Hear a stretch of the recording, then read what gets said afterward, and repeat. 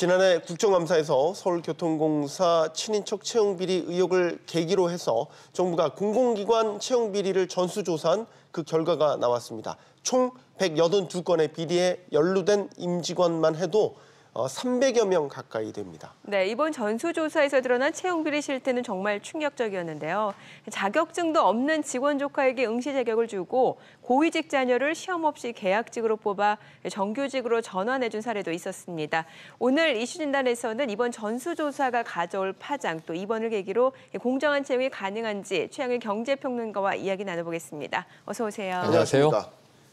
자, 182건의 채용 비리가 적발됐고요. 315명에 대해서 수사 의뢰, 징계 조치가 내려졌습니다. 네. 숫자만 본다면 상당한 것 같습니다. 어떻게 보십니까? 충격적이죠. 네. 지금 1,200여 개 공공기관 대상입니다. 네. 이 중에 빈도로 보면 15% 정도가 채용에서 부정부패가 만연했었다. 이렇게 볼 수 있겠고요. 그럼 다른 곳은 다 안전한 곳이냐, 청정지대냐? 그렇지는 않습니다. 네. 특별감사가 일괄적으로 이루어진 것이고 이 일반감사는 해마다 하는데 적발되지 않았던 거거든요. 지난해 말씀하신 대로 서울교통공사가 크게 불거지면서 자, 문제가 있다. 전체 감사가 필요하다. 이렇게 된 결과예요. 네. 그리고 두 번째는 뭐냐면 이 지금 일자리가 생명인 시대 아닙니까? 그렇죠. 네. 일자리에 따라서 정말 우리가 경제적으로 죽고 산다. 이렇게 표현해도 과언이 아닌데 지금 대상은 공공기관이에요. 더 많은 일자리는 민간 기업에 있습니다. 네. 그럼 사실은 공공기관 채용 비리가 터졌던 지지난해 이후에 금융권 채용 비리가 함께 터져 나왔었죠. 그때 이제 대표가 물러나고 이런 일이 막 벌어졌는데 네. 그럼 민간 기업들은 또 일자리 청정구역이냐? 아니라는 거죠. 그러니까 상당히 지금 사회적 불신, 채용과 탈락에 대해서 사회적 불신이 이제 만연한 길로 접어들 것이다라는 불안감이 엄습하는 충격적인 사건들입니다. 그러니까 이전에도 전수조사가 있었는데 그럼요. 숫자만으로 본다면 이번에 더 나왔다는 말이죠. 그러니까 이게 점점 줄어서 이제 없어져야죠. 그러니까요. 소수 네. 뭐 손꼽히는 건수가 나와도 아직도 이런가 우리가 성토를 해야 되는데 문제는 이게 손대기 어려울 지경 아닌가 하는 정도인데 저는 이게 숫자도 숫자지만 내용으로 들어가 보면 질적으로 훨씬 더 죄질이 우리가 크다 이렇게 이야기하는데 악질적인 행태가 많아요. 왜냐하면 떨어진 탈락자들을 생각해 보세요. 네. 사실은 지금 그 공공기관을 다니고 있어야 됩니다. 우리가 공공기관 하면 대부분 신의 직장이라고 부르는 곳입니다. 공무원이 되기 위해서 그렇게 시험을 열심히 치는데 공기업이 얼마나 또 좋은 직장입니까? 안정적이고 보장되고. 그런데 여기에 누군가 이해관계가 있는 사람들을 채용하기 위해서 아까 말씀하신 대로 네. 자격이 없는 친인척을 채용하기 위해서 자격이 있는 사람이 떨어져야 했고 심지어는 정말 이 성적이 안 좋은데 꼭 붙여야 하기 때문에 나머지 성적이 좋은 이 경쟁자들을 꽈락을 준 경우들이 있습니다. 네. 그러니까 이거는 그 사람들의 트라우마를 생각해 보면요.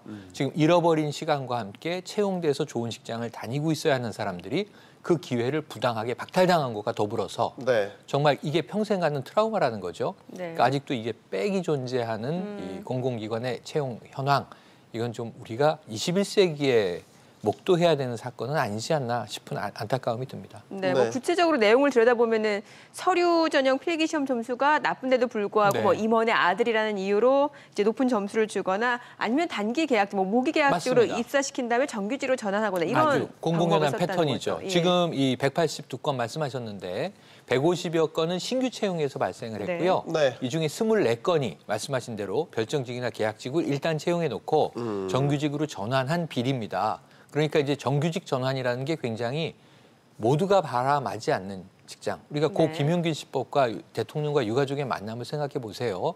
비정규직을 이제 정규직으로 전환하기 위한 사회적 노력이 추진 중인데 그게 대통령이 하기도 힘든 일입니다. 그런데 현장에서는 공공연히 지금 발생하더라라고 하는 것이 이번에 확인된 것이지 않습니까? 상당히 좀 구조적인 문제가 만연해 있다. 이렇게 진단해야 될 것 같습니다. 네. 앞서 이제 뭐 말씀하시면 공공기관이라는 게 뭐 소위 취준생들한테는 꿈의 직장, 네. 뭐 신의 직장 이런 표현들을 많이 쓰잖아요. 그래서 그런지 공분을 더 사는 것 아닌가라는 생각이 듭니다. 최근 청년들 고용난 또 심각한 상황 아닙니까? 네. 네. 지금 청년 실업 뭐 최고치로 급증해 있죠. 네. 우리가 이 최근에 보도해 드렸습니다만 취업률이 4.5위로 치솟았고요. 지금 이 실업자 수가 122만 명. 특히 청년 실업은 그중에서도 심각한 상황. 뭐 일부 청년 실업이 좀 해소되는 조짐도 부분적으로는 보인다고 하지만 예, 어려움이 있는 거는 여전하고요. 그래서 지금 이 청년들이 N4 세대가 돼 있는 상황입니다. 네. 이 와중에서도 청년들이 가고 싶은 직장, 지금 가장 중요한 것이 과거와 다르게 이 7, 80년대를 생각해 보면요. 제가 젊을 때는 종합무역 상사를 그렇게 가고 싶어 했어요. 해외에 나가서 새로운 네. 경험을 할 수 있고 진취적으로 수출 주도 국가인 우리나라가 세계를 누빈다. 또 상사면. 당시에는 김우중 회장의 뭐 세계를 경영하라. 선단식 경영. 그런데 문제는 우리가 2000년대 들어오면서 우리도 이제는 선진국 대열에 들어왔고 저성장 국가가 되고 있지 않습니까? 지금 성장률이 3%가 채 안 되는 이제 위기 상황입니다. 어쩌면 이것을 우리가 장기적으로 받아들여야 한다. 그럼 청년층이 원하는 것은 안정성이잖아요. 직장 안정성. 그러다 보니까 정규직을 원하고 대기업을 가고자 하지만 이건 바늘구멍 상황인 것이고요. 그러다 보니까 공시생들이 늘어나고 있고 내가 좀 자신의 꿈을 일부 접더라도 현실주의적 접근으로 안정성을 중심해서 민원 봉사하는 공무원이 되겠다. 근데 공사는 참 매력적인 곳이에요. 네. 기업의 특성도 가지고 있고 공무원의 안정성도 가지고 있는 곳이 국가 공공기관들입니다. 그리고 굉장히 전문성을 또 발휘할 수도 있습니다. 경력도 잘 쌓을 수가 있고요. 그래서 공공기관이 말씀하신 대로 신의 직장으로 불린 지는 오래됐습니다. 그런데 이러한 곳들이 무엇보다도 이제 정말 채용에 있어서는 엄격해야 되는 대기업은 한 가지 특성이 뭐가 있냐면 대기업은 아직도 좀 엘리트주의가 있는 것 아닌가? 네. 근데 공공기관은 성실하고 열심히 하면은 나에게도 가능성이 있다. 이런 희망이 있거든요. 그래서 많은 청년들이 지망을 하고 몰리는데 알고 보니 왕왕 멀쩡한 청년들을 떨어뜨리고 부당한 채용이 있어 왔다는 게 이번에 드러나 버린 것이죠. 백주하에 드러나 버려서 청년들의 실망, 좌절, 꿈의 포기, 더 나아가서는 공공기관과 이 사회에 대한 불신 이런 걸 생각하면 지금 사회적 비용이 막대하게 들어가는 일이 자행된 거고요. 네. 아까 315명이 지금 수사 의뢰가 되거든요. 네네네. 315명이 지금 뭐 채용된 사람들이 아닙니다. 이 중에 288명이 공공기관의 임직원들입니다. 네. 그러니까 사실은 이 불법을 주도한 사람들이 되겠죠. 저는 굉장히 엄벌에 처해야 되고요. 아까 이제 자막으로 뉴스 보셨습니다만 네네. 국민권익위에서 이거는 정말 현대사회에서 있을 수 없는 범죄 행위가 벌어진 것이고 반드시 우리 사회에서 근절하고 뿌리를 뽑아내야 할 정말 악성 범죄다. 이렇게 규정해야 할 것 같습니다. 그러면은 지금 잘못된 방법으로 채용한 그 부정 합격자들은 이제 어떻게 처리가 되는 겁니까? 그러니까 사실은 이게 원복 우리가 이렇게 불러서 바로잡기 위해서는 부정으로 뽑힌 사람들은 나가야 될 것이고요. 합격을 취소. 네, 합격 취소하고 옷을 벗어야 될 것이고요. 그럼 그 자리에 원래 들어왔어야 할 사람들을 다시 채용해야 되는데 이게 우리가 수능에서 만약에 저 대학 입시에서 비리가 발생했다고 생각을 해보세요. 일단 통보는 가야 한다고 봐요. 그런데 문제는 그 이미 떨어진 사람은 다른 직장을 구했을 수도 있고 그 이후에 어떤 변화가 있을지 우리는 알지 못합니다. 네. 다만 1년 전, 2년 전 사실은 당신이 합격인데 불합격을 받았기 때문에 바로 잡아야겠습니다. 입사 의향이 있습니까? 물어보고 입사의 의향이 있다면 뽑아줘야 되겠죠. 근데 문제는 지금 있는 사람을 이제 정말 그 합격 취소하는 것도 따져봐야 되는 것이 명확한 이 비위가 있어요. 그리고 또 하나는 과실이 있습니다. 행정착오로 뽑힌 사람도 있어요. 아, 예. 그럼 이런 부분에 있어서는 이게 조직이 책임이 있는 거거든요. 이러면 나는 정상적으로 응시했는데 이번 임직원과 연루된 사람들은 저는 재고의 여지가 없다고 보는데 과실이나 행정착오로 잘못 뽑힌 사람들은 그냥 내보내기가 또 쉽지가 않습니다. 이거 소송하면은 조직이 져요. 왜냐하면 조직이 뽑은 책임이 있기 때문에 네. 나는 뽑혀서 들어와서 열심히 일하고 있었고 내부에 아무도 연루자가 없습니다. 이런 소수의 사람도 분명히 지금 존재하거든요. 제일 핵심 관건은 315명, 이번에 이제 182건인데 이 중에 징계 대상은 112건입니다. 112건에 대해서는 정확한 수사가 이루어지고 명확한 불법에 대해서는 이 채용 문제를 다시 바로잡아야 될 것 같은데요. 문제는 기록이 있고 근래의 일이면은 이게 시정이 가능한데 네. 시간이 좀 오래됐고 기록이 존재하지 않으면 그럼 원 합격자를 찾기도 쉽지가 않다. 이 추적 조사가 안 되면 사실은 굉장히 문제가 되고 오히려 뽑힌 사람은 징계를 받되 사실은 또 이제 거기에 걸맞는 원래의 채용자를 찾기는 모두 다 구제하기는 어려운 문제다. 앞으로 이런 일이 없도록 예방하는데 우리가 좀 구조적인 노력을 기울이는 게 또 한편 중요한 문제일 것 같습니다. 네. 그 예방 얘기를 질문을 드리려고 하는데 네. 그 예를 들어서 다음 그런 전수조사 때 또 네. 우리가 이런 숫자를 그러게. 목도해야 네. 되냐 이거예요. 그러니까 목도할 가능성이 크죠. 예방을 해야 될 거 아니에요. 네네. 시스템적으로 개선할 건 개선하고 네. 그 뿌리를 뽑는 작업이 선행돼야 되지 않겠어요? 채용을 아웃소싱해야 한다. 한 가지밖에 없습니다. AI가 뽑아야 될까요? 그러니까 저는 정말 이런 생각을 냉정하게? 해요. 왜냐하면 임직원의 자녀나 혹은 뭐 직원들의 친인척이 이 공사에 들어오면 안 되느냐? 저 아니라고 봅니다. 저는 군인들을 생각해 보시면요. 네. 3대가 직업 군인인 가족은 우리가 명예롭게 여겨줍니다. 그러니까 그 직장의 아버지가 내가 프라이드를 가지고 일을 해서 우리 아들도 이 회사에 들어왔으면 좋겠어. 그럼 문제는 특혜가 문제인 것이지 가족이 함께 직장을 다닌다는 게 문제는 아니거든요.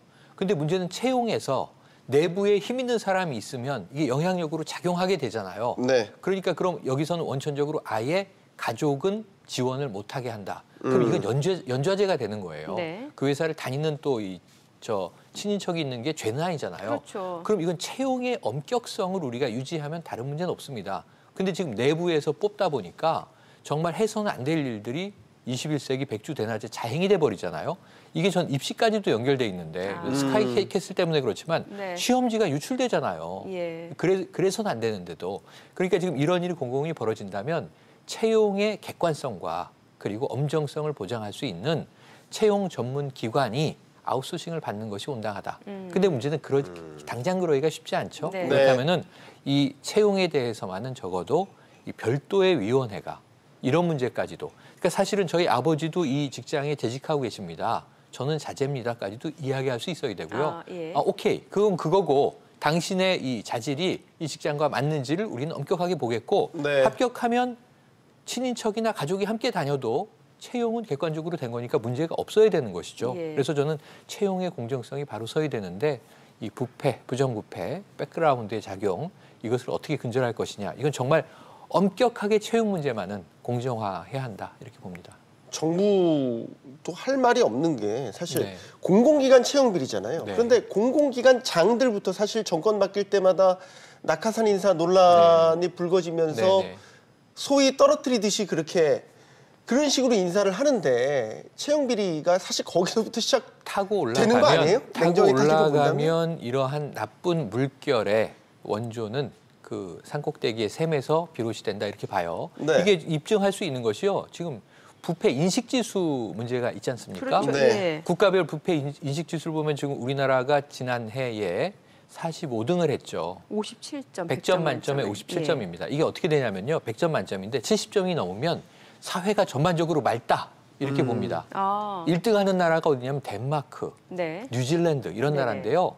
70점을 훌쩍 넘어서 89점, 88점, 87점 이게 선두권이에요. 네. 여기에 늘 들어가는 나라가 1위는 바뀌지만 덴마크, 스웨덴, 스위스 그리고 뉴질랜드 예. 또 아시아에서 아태 지역에서는 유일하게 싱가폴 여기가 80점 중반대 점수를 유지하면서 우수한 나라거든요.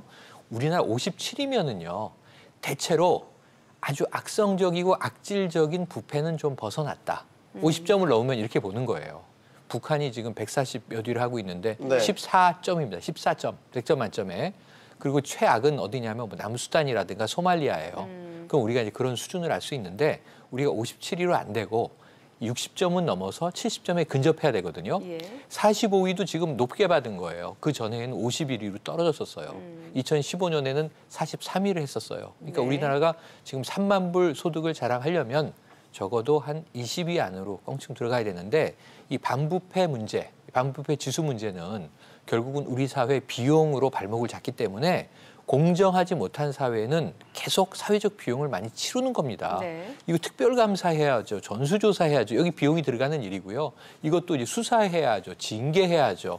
뽑힌 사람 끌어내려야죠. 못 들어간 사람 다시 끌어올려야죠. 이걸 바로잡기 위한 이 사회적 혼란과 비용을 생각하면 애초에 채용 하나를 잘하는 게 얼마나 깔끔하게 생산성을 높이는 일인지를 우리가 정신을 좀 똑똑히 차리고 직시해야 될 것 같습니다. 네. 최영일 평론가였습니다. 감사합니다. 고맙습니다. 잘 들었습니다.